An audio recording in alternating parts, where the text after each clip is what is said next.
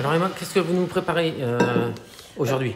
Alors là, c'est un petit gâteau roulé avec une base de génoise, un petit peu de crème chantilly, mascarpone par-dessus, de la mangue, et puis c'est tout. Un petit zeste de citron vert pour finir.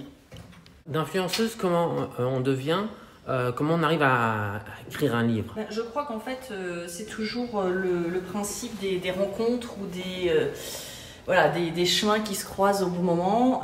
Tout simplement, j'ai eu la chance d'être contactée par la maison Hatier qui avait le projet de faire du coup un livre qui puisse être pédagogique pour amener les enfants à la cuisine, à la découverte des saveurs, des produits de saison.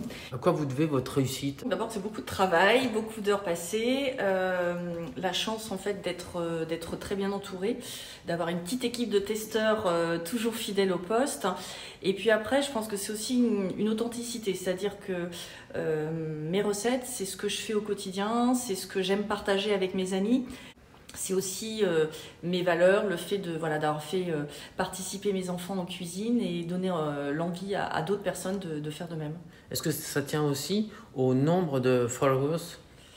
Oui, alors c'est sûr que plus on a d'abonnés, plus on est visible. Donc c'est sûr que ça sert aussi à ça.